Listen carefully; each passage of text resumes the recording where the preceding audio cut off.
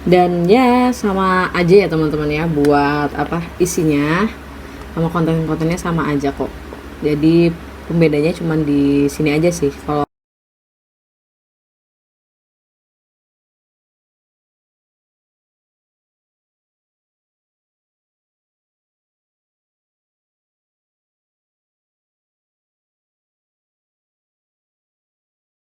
Oke, baik, selamat datang kembali di channel Cewek Ngoding ya.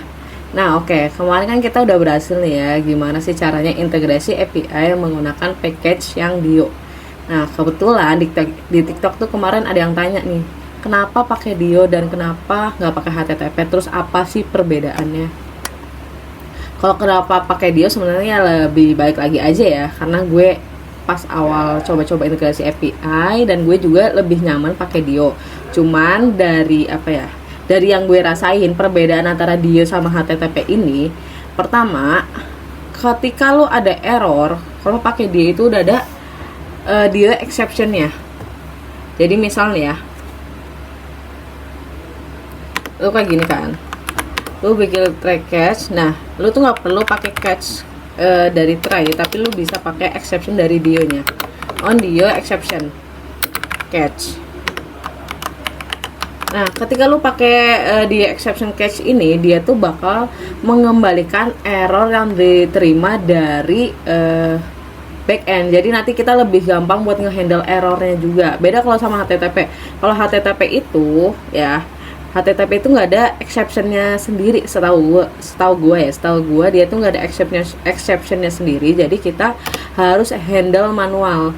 Misal nih ya, error dari API ini tuh status code-nya itu 404 misalnya. Nah, kita harus handle sendiri if respond if respond dot status code sama tidak sama dengan 200, nanti dia tuh bakal masuk ke blok error gitu, return error misal. Nah, kita harus kayak gini kalau buat yang di HTTP. Tapi kalau lu pakainya Dio, dia tuh udah ada exceptionnya sendiri, jadi bakal langsung masuk ke blok-blok error gitu. Nah, begitu kalau buat perbedaannya. Terus pas gue baca-baca juga, ternyata kalau kalian udah menggunakan fitur refresh token ya, fitur refresh token itu tuh lebih bagus kalau kalian menggunakan si Dio ini gitu. Jadi lebih gampang juga karena udah ada interceptornya juga ya buat si Dio ini. Jadi nanti dia bakal ngehandle nih, oh nih lu API-nya lagi ada error gitu ya, karena out lu tuh udah habis nih sesinya. Dari situ nanti kita bisa ngecek nih, kita kasih kondisi, oh ini udah habis sesinya, ya udah kita panggil lagi aja fitur buat refresh tokennya, kita manggil refresh token, terus nanti kita update tokennya bisa gitu ya kalau pakai Dio. Beda sama HTTP gitu kan. Kalau HTTP dia lebih ribet gitu, cuman gue belum pernah nyoba sih bisa atau enggaknya, mungkin bisa tapi lebih ribet aja. Begitu buat yang perbedaan antara Dio dan HTTP. Nah, di video kali ini kita bakal belajar juga nih gimana sih caranya integrasi HTTP ya, integrasi API pakai HTTP ya, pakai package-nya HTTP nih. Kan kemarin kita pakai Dio, sekarang kita coba nih ya pakai HTTP-nya.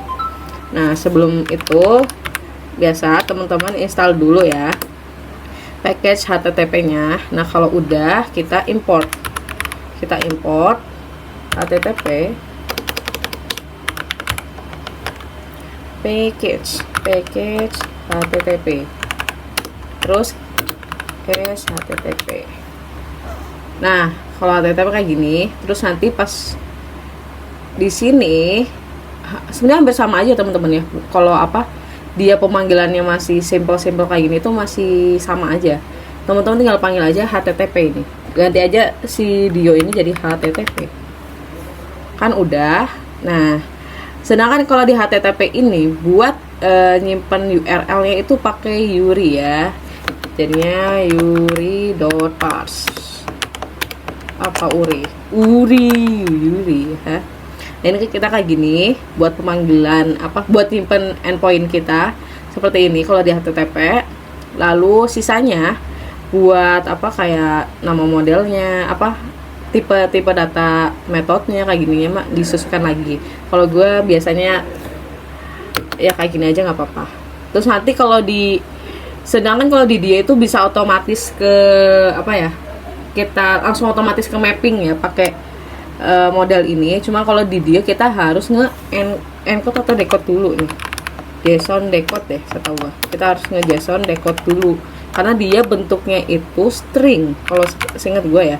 Nah ya beda kan, kalau dia tuh mengembalikannya objek, tapi kalau HTTP dia tuh ngembaliinnya itu string ya. Respon dari API itu dikembalikannya dalam bentuk string, makanya kita harus ngedecode si JSON tersebut. Nah buat hasilnya nanti itu akan sama aja sih, kita coba aja ya, harusnya nggak ada error apapun, dia harusnya bisa langsung jalan.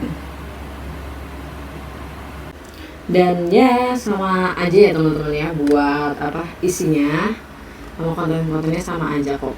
Jadi pembedanya cuma di sini aja sih. Kalau dari nge-mapping modelnya ya. Jadi kan kalau HTTP dia tuh bakal mengembalikan itu tipenya string, sedangkan kalau di Dio dia mengembalikan itu objek. Jadi teman-teman nggak perlu ngedecode lagi. Jadi sebenarnya kalau pas udah apa ya, udah selesai dapat respon dari Dio, teman-teman tuh langsung dapat kayak gini ya. Misalnya kita versi Dio ya, Dio. Nah, terus ini kita kasih Dio. Nah, respon.data. Nah kita tuh nggak perlu ngedecode lagi kalau di Dio ya teman-teman ya. Jadi sebenarnya teman-teman udah bisa juga nih dapat list-listnya, tinggal ya kita return aja mau return apa, misal .data, terus nanti teman-teman udah bisa langsung dapat juga nih yang itu data dari API-nya di variabel data. Kalau kan kemarin kan dari sini kita ambilnya dari variabel post ya. Kalau teman-teman pengen langsung nge-returnnya itu langsung aja berarti di sini post gitu. Nanti di sininya kita returnnya berarti list apa nih ya? List post nih ya. Kita returnnya itu list post.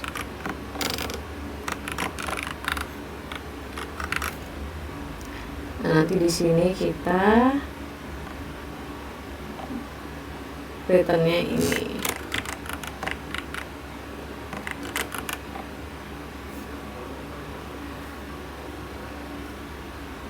Nah coba list post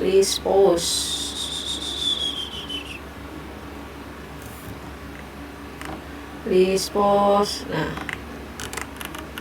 kita copy aja, kita paste, terus ini kita ambil dari ini. Nah kayak gini. Nanti kalau emang teman-teman butuhnya list postnya doang, tinggal di return kayak gini doang. Nah begitu mungkin perbedaan dari package HTTP atau Dio. Jangan lupa buat subscribe, like, komen, dan share. Jangan lupa juga buat follow TikTok kita. Makasih, dadah.